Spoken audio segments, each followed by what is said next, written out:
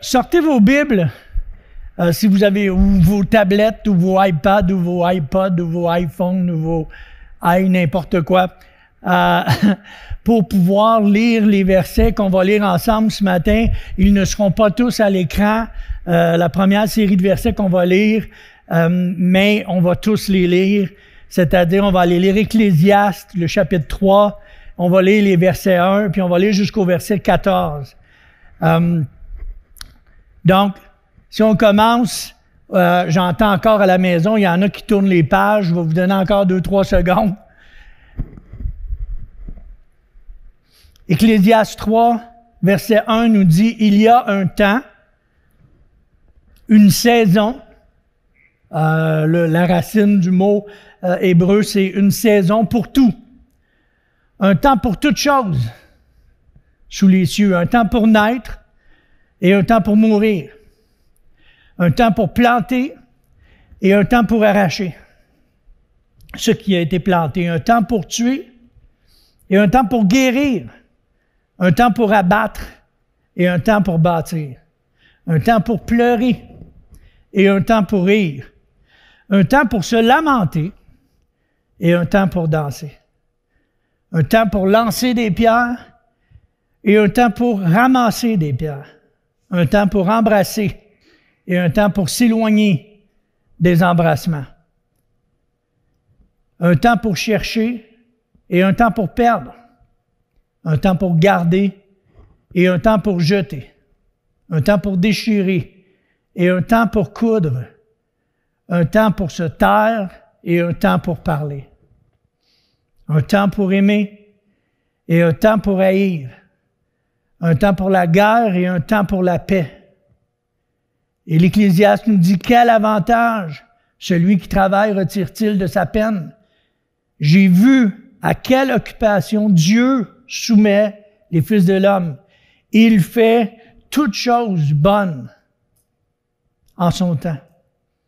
Mais il a mis dans le cœur de l'homme la pensée de l'éternité, bien que l'homme ne puisse pas saisir l'œuvre que Dieu fait du commencement jusqu'à la fin.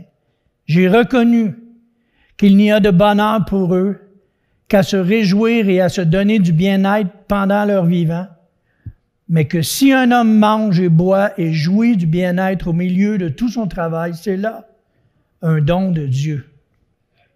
J'ai reconnu que tout ce que Dieu fait durera toujours, qu'il n'y a rien à y ajouter, rien à en retrancher, et que Dieu agit ainsi afin qu'on le craigne. Et qu'on le craigne ici, c'est pas d'avoir peur, mais c'est d'avoir assez de déférence pour saisir et comprendre que Dieu est au contrôle de nos cœurs, de nos vies et du monde dans lequel on vit actuellement. Ces versets décrivent la combinaison des contraintes de notre expérience. Tout au long du chapitre, l'idée est avancée qu'il y a un moment approprié pour toutes les expériences, bonnes ou mauvaises. Il y a un temps approprié pour toutes les expériences, agréables ou désagréables. Dieu a un temps approprié pour toutes les expériences de nos vies. On a souvent tendance, d'ailleurs, ces versets-là sont souvent utilisés lors de funérailles, alors que c'est des versets qui annoncent la vie et qui annoncent la vraie vie dans laquelle nous sommes. Salomon, dans ces versets, peut sembler désespéré de ce qu'il considère comme un cycle de vie dénué de sens, mais il reconnaît aussi le rôle de Dieu à chaque saison de notre vie, que notre œuvre est un don de Dieu et que tout ce que Dieu fait durera à jamais. Il y a un moment approprié. C'est pas simplement une description de ce qui se passe dans la vie. C'est une description de ce que Dieu envoie dans nos vies. C'est le plan de Dieu qui est présenté au travers de ces versets. Tout au long, Salomon dit que Dieu désire apporter de la joie dans l'expérience humaine. on ne peut pas percevoir ces versets-là. Et je vous encourage à relire les versets chez vous ou quand vous allez retourner chez vous en approchant ces versets-là avec le principe que Dieu fait toutes choses bonnes en son temps. De comprendre ces versets-là dans ce contexte non pas négatif, non pas pessimiste, tout ce qui nous arrive, c'est rien qu'un cycle inutile. Mais non, ce qui nous arrive, Dieu l'a voulu et il a une raison et il a un plan. Et rien de ce qui nous arrive n'est pas voulu de lui. Allô? C'est ce que ces versets-là nous disent. Maintenant, pourquoi on ne verrait pas le temps qui nous est donné actuellement comme un temps que Dieu a appointé? Comme un temps pour apprendre à focaliser nos efforts et notre attention sur lui, sur sa personne, pas sur les tourments, pas sur les discussions, pas sur les polémiques de toutes les sortes, mais de ramener les choses sur Dieu a voulu ce temps-là pour nous en 2020. On a beau espérer que l'année finisse, les effets de l'année vont demeurer. Tantôt, Pasteur Serge disait, Noël est fini. Noël, oui, c'est fini physiquement, mais Noël continue. Parce que Noël, c'est la naissance de notre Sauveur, et Noël, c'est une suite. Et les versets qu'on lit ce matin, pourquoi ne pas profiter de ce temps-là, au lieu de mettre notre attention sur tout ce qui se passe autour, qu'on soit d'accord ou non avec les décisions qui sont prises, qu'on soit d'accord ou pas avec ce qui se passe. L'important, c'est de savoir que Dieu règne, même pour nous, même pour nous, et surtout dans cette situation-là. Les versets nous disent, Psaume 46, 11, « Arrêtez et sachez que je suis Dieu. » Et la suite est intéressante. « Je domine sur les nations, je domine sur la terre. L'Éternel des armées est avec nous. Le Dieu de Jacob est pour nous une haute retraite. » Pause. Il finit en disant, c'est la pause. Arrêtez. Prenons le temps d'évaluer ce qui est en train de se passer. Prenons le temps des fêtes alors qu'on est obligé d'être en confinement et qu'on pourrait voir ça comme une sorte de contrainte qu'on est obligé de subir. Mais de voir que c'est un temps que Dieu place dans nos vies pour une raison, c'est-à-dire de s'approcher de lui et de saisir, de comprendre. Je ne sais pas si vous le saviez, selon la tradition, l'apôtre Jean a été évêque à Éphèse. Et pendant qu'il était évêque à Éphèse, il avait un passe-temps qui était celui d'élever des pigeons. Un jour, un des anciens revient de la chasse, arrive chez Jean avec son arc à la main et le gibier qu'il avait attrapé. Il demande à Jean, en toute politesse puis en toute gentillesse, « Pourquoi tu fais une activité aussi futile que t'occuper des pigeons? » Jean regarde l'arc du chasseur et lui dit, « Pourquoi ton arc t'as enlevé la corde puis tu l'as détendu? » Le chasseur lui répond, « La raison pour laquelle j'ai fait ça, c'est que si je la laisse tendue tout le temps, quand je vais en avoir vraiment besoin puis que je vais vouloir tirer, elle va me décevoir parce qu'elle ne tirera pas aussi fort puis aussi loin que j'espérais. » Il dit, « C'est exactement ce que je fais avec mon esprit et avec mon âme. Je prends du temps pour me sortir de toute la commotion, de tous les tourments autour de moi et me concentrer sur quelque chose qui fait en sorte que je peux détendre l'arc de mon esprit, qui fait en sorte que quand je vais avoir besoin d'enseigner.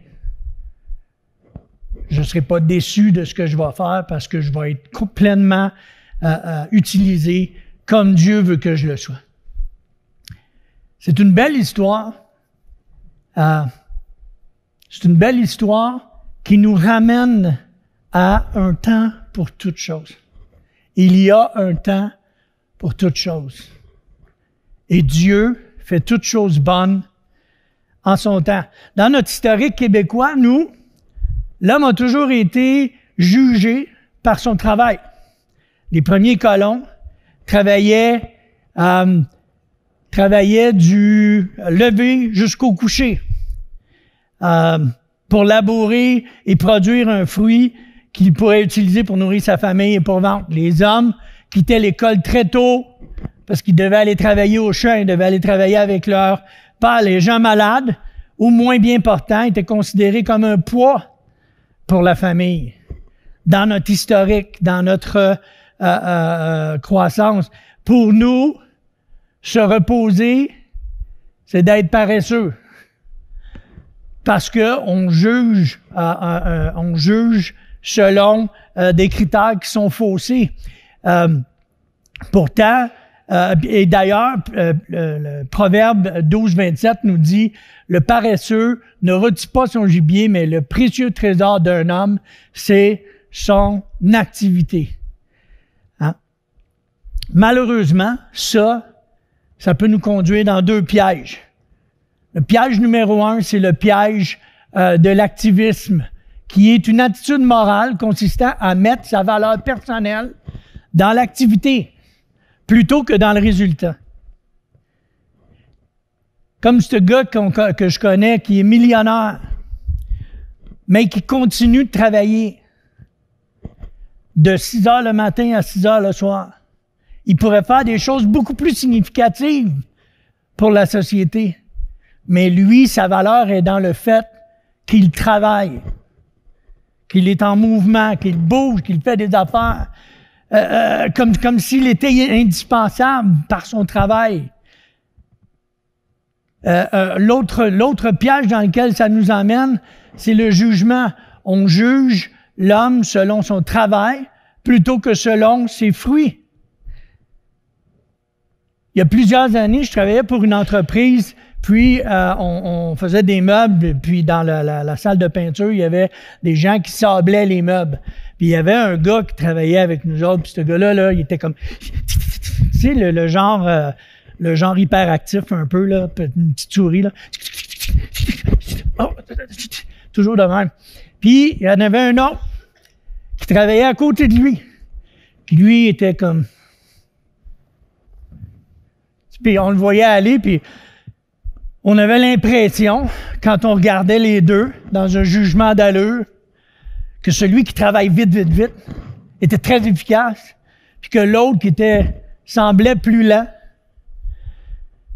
était moins efficace. Pourtant, quand on finissait la journée, qu'on regardait le nombre qu'un et l'autre avaient fait de meubles, on se rendait compte que celui qui est plus lent en faisait plus. Mais on juge la personne basée sur le fait qu'elle bouge et non pas sur le résultat. Et pourtant, la parole de Dieu nous dit, on reconnaît, car chaque arbre se connaît à son fruit, pas à son écorce, pas à la longueur de ses racines, puis encore moins à l'intensité de son travail. Il y a un bienfait à se reposer en Dieu. Il y a un bienfait à se reposer en Dieu. Je ne sais pas si vous connaissez Charles Hamel a écrit un livre qui s'appelle « La tyrannie de l'urgence ». Le livre est traduit, a été publié dans plusieurs langues, etc. C'est un best-seller, mais lui, il dit « Le plus grand danger de notre vie est de permettre aux choses urgentes d'évincer les choses importantes. » Il faut être capable, frères et sœurs, de faire la différence dans nos vies, dans nos cœurs. Parce que des urgences, il y en a continuellement qui apparaissent. Continuellement, vous allez voir quelque chose qui arrive qui va dire « Ah, faudrait que je fasse ça. Ah, faudrait que je fasse ça. Ah, faudrait que... » Puis il y a toujours quelque chose d'urgent qui va apparaître. Mais pourquoi ne pas profiter du temps qui nous est donné pour faire la différence entre ce qui est urgent et ce qui est important? Ce qui va laisser une trace, le fruit qu'on va porter, et non pas l'actuel, le travail, le rapide. Dieu nous donne ou nous demande de nous reposer en lui. Le mot repos est utilisé 165 fois dans la Bible, Louis II. Et je crois ce matin que Dieu, la pandémie, le confinement ont été voulus de Dieu. Combien savent que Dieu n'est ni surpris, ni déstabilisé par ce qui se passe présentement. Combien savent? J'ai quasiment entendu le monde à la maison dire à quel point ils sont d'accord avec ça. Et Dieu nous donne un temps aujourd'hui pour un temps pour toute chose, donc un temps aujourd'hui pour se fortifier, un temps pour se tranquilliser et un temps pour se rafraîchir. C'est les trois choses qu'on va regarder rapidement ce matin ensemble. Dieu nous donne un temps pour se fortifier, pour développer les forces nécessaires dans nos vies. Dieu nous donne un temps pour se tranquilliser, pour se calmer et laisser Dieu nous emmener plus loin dans nos vies. Puis un temps pour se rafraîchir, pour laisser Dieu remplir nos cœurs de son amour, sa grâce, sa paix, ses autres dons qu'il a pour chacun de nous. Dieu veut nous donner des temps. Êtes-vous prêts ce matin à recevoir? OK. À la maison, êtes-vous prêts à recevoir un petit texto pour nous dire que vous êtes disposés, que vous êtes prêts?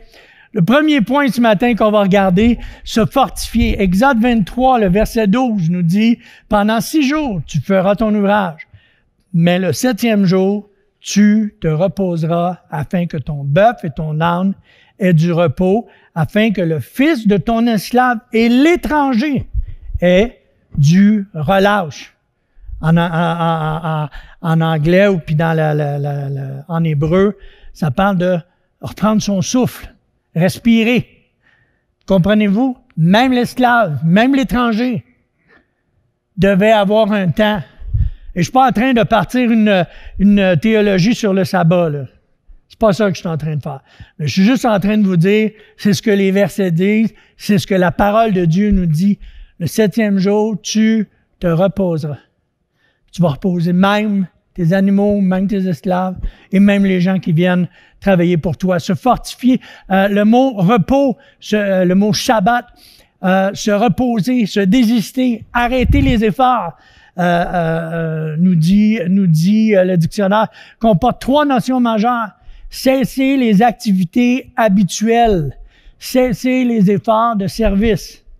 Donne aussi un sens de célébrer notre Dieu et Sauveur, se réjouir de notre travail et de ses résultats, se réjouir de ce que Dieu a fait, célébrer et garder les acquis, c'est-à-dire ne pas reculer ou retourner en arrière.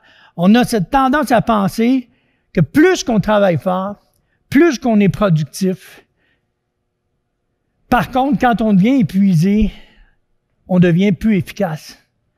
Et Dieu nous appelle ce temps, profitons de ce temps qui nous est donné pour se reposer. Parce que ce serait trop facile de se laisser aller à dire que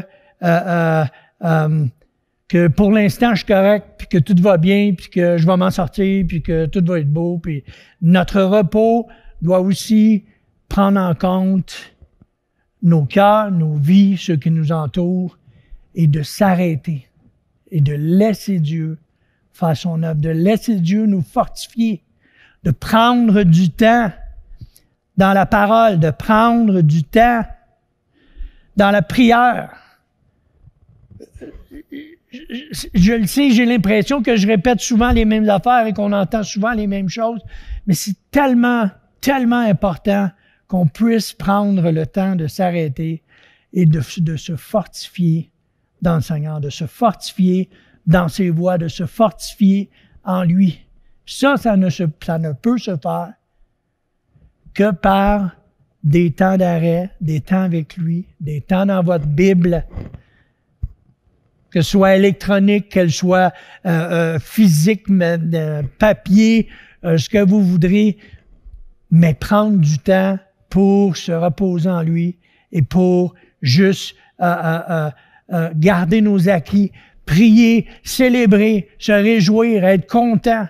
Une des choses qui est arrivée lorsque moi je suis tombé en vacances le 18, le 20, qui était le lundi suivant, je pense que c'est ça, hein, le 20, qui était, ou le 21 en tout cas, le lundi suivant, je me suis levé le matin pour aller préparer mon ordinateur et commencer à travailler. Puis là, il y a quelque chose en dedans de moi qui a dit « Ah non, c'est vrai. Quel temps de réjouissance extraordinaire de pouvoir dire « Je me lève pas, je prends du temps pour moi, je prends du temps avec Dieu, puis je suis pas coupable de rien. Au contraire. » Amen. Se fortifier. Psaume 127, verset 2 nous dit « En vain, vous vous levez de bon matin, vous vous couchez tard et vous mangez le pain de la douleur. Il en donne autant à ses bien-aimés pendant leur sommeil. » Parfois, la chose la plus active que vous pouvez faire, c'est de rien faire. De laisser Dieu faire. Ne serait-ce que pour une courte durée. Il y a un temps voulu par Dieu pour se fortifier dans ses voies, dans sa parole, afin de pouvoir reprendre le combat de plus belle, sachant qu'on a été fortifié. Donc, il faut choisir de prendre ce temps, un temps pour toute chose, un temps pour se fortifier. Le deuxième point qu'on regarde, encore une fois, se tranquilliser. Un temps pour se tranquilliser. Quelqu'un a décrit un match de football américain comme étant un spectacle où 60 000 personnes qui ont désespérément besoin d'exercice observent 22 athlètes qui ont désespérément besoin de repos. Dieu a créé des moments dans nos vies pour centraliser nos pensées sur lui, apprendre à lui faire confiance et savoir qu'il est au contrôle. C'est pas une notion simple à intégrer parce qu'on est enclin, nous, les bons, vieux êtres humains, à prendre les choses en main. Vous connaissez l'histoire du petit gars que il se fait toujours achaler par un autre petit gars plus grand que lui à l'école. Vous connaissez cette histoire-là? Non? Je vais vous la raconter pareil. Ça fait partie de mes notes. Le petit gars se fait achaler à tous les jours par Normand à l'école. Puis le petit gars il arrive chez eux, puis il compte ça à sa mère, puis là sa mère, en bonne chrétienne, lui dit « Ah, tu sais, le Seigneur dit de tendre l'autre joue, de prier pour nos ennemis, puis tu sais, tu devrais prendre le temps de réfléchir avant de faire n'importe quoi. » Puis fait que le petit gars, il s'en va dans sa chambre à coucher le soir, puis il commence à prier, puis il dit, là, Seigneur, là, tu le vois, là, ce que Normand me fait, là, à tous les jours, ça devient fatigant, ça devient harassant. Mais moi, là, je veux te faire confiance. Fait que je te donne jusqu'à mardi matin. Si tu fais pas de quoi, moi, je vais prendre les choses en main. Comprenez-vous? On a tendance à vouloir prendre les choses en main.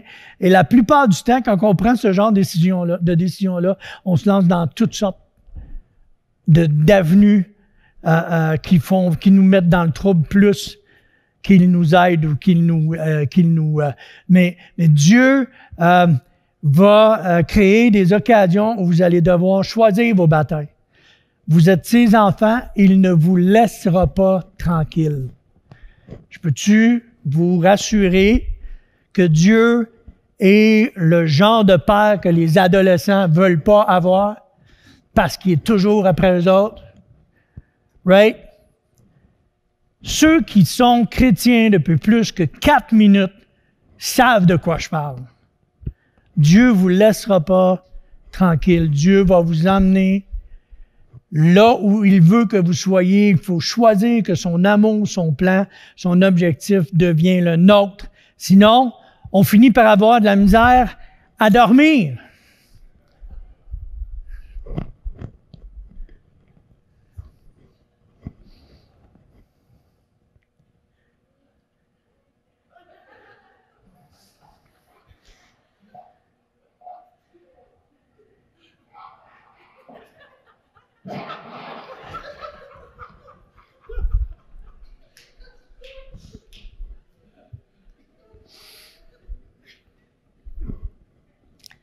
Je sais pas pourquoi cette vidéo-là me fait tellement rire.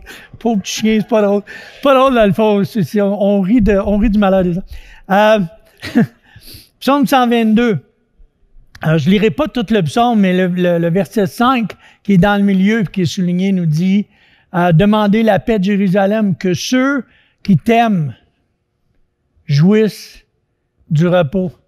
Dieu nous appelle à être aimés par lui. Dieu veut nous aimer. Et Dieu veut qu'on l'aime en retour, right? Oui? Hein? Ça va dans les deux sens. Je sais pas, ceux qui sont mariés, là, vous le savez, hein? Que votre femme, c'est pas suffisant de dire une fois, puis de dire je t'aime, ma chérie, si jamais ça change, je t'en reparle. C'est pas winner, hein? Non, non, non. Dieu veut qu'on l'aime et ceux qui l'aiment jouissent de son repos. Le mot shala, le mot repos qui est utilisé là, c'est être tranquille, être confortable. Ça implique des notions de sécurité, de bonheur, de quiétude. Encore une fois, on rit du malheur des autres. Les météorologues parlent du calme qui règne dans l'œil du cyclone. Durant son périple sur terre, Jésus promit que malgré les orages environnants, il allait amener le calme à quiconque ferait appel à lui. Je vais l'enlever parce que ça va vous déranger. Troisième point, se rafraîchir. Un temps pour se rafraîchir. Venez à moi, nous dit Jésus. Matthieu 11, versets 28 à 30. Venez à moi, vous tous qui êtes fatigués et chargés, et je vous donnerai du repos. Prenez mon joug sur vous et recevez mes instructions, car je suis doux et humble de cœur, et vous trouverez du repos pour vos âmes, car mon joug est doux et mon fardeau est léger. Je ne sais pas si vous réalisez, mais que vous soyez ici ou que vous soyez à l'écoute sur Internet, que vous recevez ces instructions présentement, et parce que vous recevez ces instructions, parce que je parle de ce que la Bible nous enseigne, et vous recevez ces instructions, et parce que vous les recevez, vous êtes en train d'être rafraîchis. Tournez-vous vers la personne pas loin de vous, mais restez à distance. Tu te rends-tu compte que Gilles est en train de nous rafraîchir? Hein? À la maison, dites Amen. Ces instructions ont pour effet de nous rafraîchir, de nous restaurer, de nous réparer, de nous réconforter, de nous désaltérer, de nous rénover, de nous ragaillardir. Dites Amen, sinon je continue. Amen. Dieu veut nous rafraîchir par ses instructions, par sa parole. J'ai eu même l'impression d'entendre du monde à la maison à dire Amen dans l'histoire. Se rafraîchir, le mot repos qui est utilisé là, le mot anapao ou anaposis, que Serge va me corriger sur ma prononciation, c'est d'être exempté. C'est littéralement la récréation ou une intermission. Ça signifie se reposer, être rafraîchi, se relâcher, prendre ça, relax. Par ses paroles, Jésus reconnaît la fatigue et les fardeaux qui peuvent peser lourd. Le médecin va vous dire, prenez du repos. Jésus, lui, vous dit, je vous donne du repos. Quelle différence! Dans le monde dans lequel on vit, dans la situation qu'on est en train de vivre, quelle différence! C'est bon de recevoir le vrai repos, la communion, l'obéissance.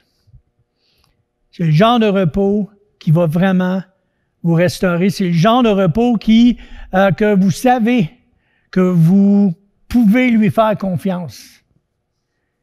Encore une fois, arrêtez, sachez que je suis Dieu.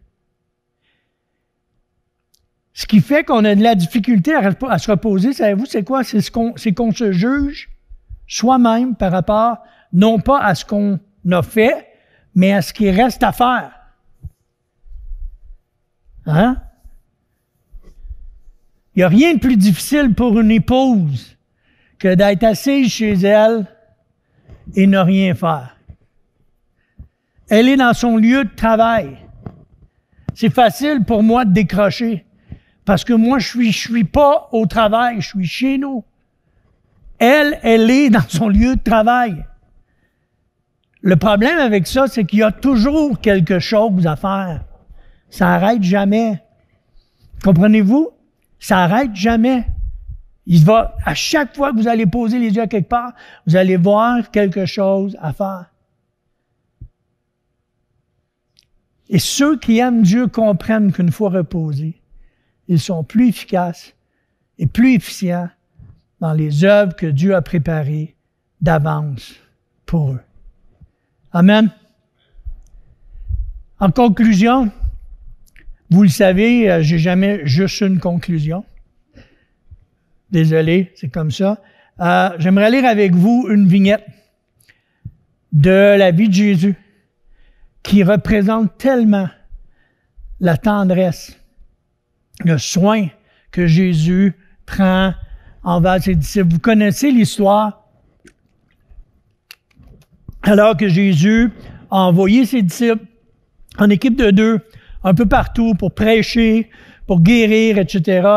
Tu sais, une campagne d'évangélisation, ça peut brûler son homme. Hein? Ça peut brûler sa femme aussi. Mais les disciples reviennent, ils sont tous excités d'avoir été utilisés. Ils sont spatara gonflés de ce qu'ils ont vu. Ceux qui ignorent ce que ça veut dire, spatara gonflé, c'est comme surpris, mais dans un sens très, très, très positif. OK? Et si on lit la suite, ça nous dit, les apôtres, en Marc 6, versets 30 à 32, les apôtres, s'étant rassemblés auprès de Jésus, lui racontèrent tout ce qu'ils avaient fait et tout ce qu'ils avaient enseigné. Et Jésus leur dit, « Venez à l'écart, dans un lieu désert, et reposez-vous un peu. » Car il y avait beaucoup d'allants et de venants, et ils n'avaient même pas le temps de manger.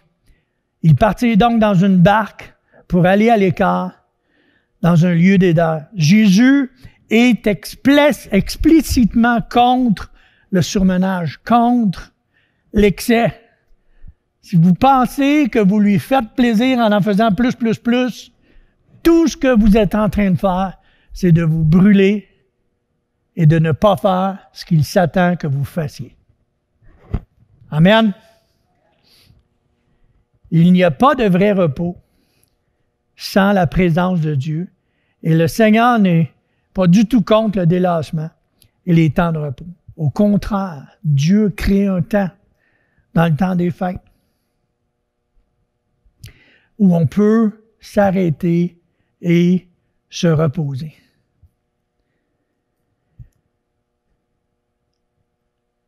Prendre le joug du Seigneur, ça veut dire quoi?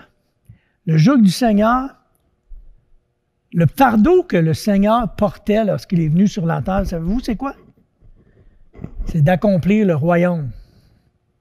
Quand il nous dit de prendre son joug, il nous demande d'accomplir le royaume. Il nous demande de faire ce que lui, est venu faire, c'est-à-dire prendre ou accomplir le royaume. C'est faire en sorte que nos efforts amènent le plus de gens possible à recevoir le royaume. C'est faire en sorte que notre attention, que nos efforts, que notre déploiement physique, spirituel, émotionnel servent à amener le plus de gens possible en direction du royaume. Si ce n'est pas ce que vous êtes en train de faire, posez-vous des questions. Posons-nous des questions. C'est être à l'écoute. Et recevoir ses instructions, je veux dire, c'est être à l'écoute de ce qu'il enseigne et de pratiquer ce qu'il enseigne. Recevoir, ça ne veut pas juste dire entendre, ça veut dire pratiquer. Voyez-vous, Jésus amène les disciples au désert pour parler à leur cœur. Jésus amène les disciples à distance ou à l'extérieur pour parler. Et je crois que Jésus, que Dieu, présentement, nous emmène au désert pour parler à notre cœur. Dieu a un plan pour l'Église Fusion. Et ce plan-là implique chacun de nous.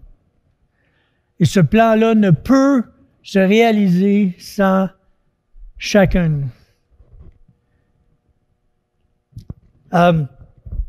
Son joug, son repos, ses instructions sont pour nous. On a toujours dit que l'Église Fusion était pour avoir un impact sur la région. C'est notre slogan. Chez nous, on a chacun une tasse. Église Fusion, unis pour un impact. Puis à tout bout de champ, on prend un café ensemble, puis je cogne sur la tasse de ma femme, puis je dis « Unis pour un impact, mon amour? » Unis pour un impact. Alors, fixons nos regards sur lui et sur ce qui aura un impact sur le royaume. Que notre priorité soit son message, que nos délices soient l'Éternel, afin d'avoir un véritable impact, individuellement et en Église. Et en terminant, ça c'est ma dernière conclusion. Ecclésiaste 3, les versets 10 et 11 nous disaient au début et nous disent encore, j'ai vu à quelle occupation Dieu soumet les fils de l'homme. Il fait toutes choses bonnes en son temps. Mais il a mis dans le cœur la pensée de l'éternité, bien que l'homme ne puisse pas saisir l'œuvre que Dieu fait du commencement jusqu'à la fin. Et je veux terminer en précisant le principe suivant. Dans un premier jet de lecture, on pourrait lire le verset 11 que Dieu fait toutes choses bonnes lorsqu'il le décide. Mais ici, le mot « faire » ou le mot « fait », il est plutôt dit que Dieu rend, accomplit ou termine toutes choses. Dieu rend toutes choses bonnes en son temps. Nos expériences qui peuvent nous sembler bonnes ou mauvaises, agréables ou désagréables, Dieu les rend bonnes en son temps. Allô? Et je ne suis pas en train de diminuer ce que certaines personnes vivent, je vous le dis là. Je comprends qu'on vit des choses qui peuvent être difficiles, mais c'est une promesse que sa parole dit, que Dieu rend toutes choses bonnes en son temps. Quand son temps va être venu, Dieu va les rendre bonnes lorsque ça va être le temps. Il explique que nous ayons en nous la pensée de l'éternité et on ne peut pas comprendre toute son œuvre. Ce verset-là, en lui-même, renferme tellement un principe de base qu'on devrait saisir de la vie chrétienne. Même si Dieu a placé dans nos cœurs la pensée de l'éternité, et gloire à Dieu, il a placé dans nos cœurs la pensée de l'éternité, et c'est ce qui fait qu'on est venu à lui. Mais même malgré ça, on ne peut pas comprendre du commencement jusqu'à la fin quelle est l'œuvre que Dieu peut faire. La seule chose qu'on peut faire, c'est de s'attendre à lui. Juste courber nos têtes, fermer nos yeux quelques instants. Ne vous attendez pas à une justification. Attendez-vous à un dénouement. Ne vous attendez pas à une raison. Attendez-vous à un miracle. Ne vous attendez pas à une explication. Attendez-vous à une guérison. Seigneur, je veux profiter du temps qui m'est donné par toi pour que tu me fortifies, pour que tu me tranquillises, pour que tu me rafraîchisses, Seigneur. Je déclare que je suis bien dans le désert si c'est dans ta présence et pour que tu parles à mon cœur. Je veux être à l'écoute de ce que tu me dis. Pas de tout ce que j'entends, mais de ta parole, de tes instructions. Je ne veux pas être paresseux, mais je veux pouvoir me réjouir de ce que tu fais. Et je te demande de garder mon cœur de toute activité qui pourrait devenir un piège en prenant ta place dans mon cœur. Nos cœurs, Seigneur, sont tournés vers toi. Nos cœurs, Seigneur, espèrent en toi. Que l'année 2020, Seigneur Dieu, soit une année qu'on se souvienne comme un temps où tu domines sur la terre. Comme chaque jour de nos cœurs, chaque jour de nos vies, tu domines sur nos cœurs, tu domines sur la terre. Tu es le Dieu de toute éternité, celui qui règne. Seigneur, que nos cœurs soient rassurés, que nos cœurs soient rafraîchis, que nos cœurs soient tranquillisés, que nos cœurs soient fortifiés, qu'on puisse, Seigneur, choisir de prendre ce temps qui nous est donné comme un temps pour se reposer en toi, pour se développer en toi, Seigneur, pour être prêt pour la prochaine année qui s'en vient, pour être prêt pour les défis qui s'en viennent. Qu'on puisse, Seigneur, profiter de ce temps pour se délecter de toi, de ta présence. Seigneur, je te prie pour tant les gens qui sont à la maison, que les gens qui sont ici, Seigneur Dieu, que ta paix qui surpasse toute intelligence, coule sur nos cœurs et sur nos vies. Que ta grâce nous remplisse, que ton amour nous fortifie, que ta présence et tes instructions soient notre guide. Seigneur, on a besoin de toi. On te remercie, Dieu, de tout ce que tu as fait en 2020 et de tout ce que tu vas faire de 2020.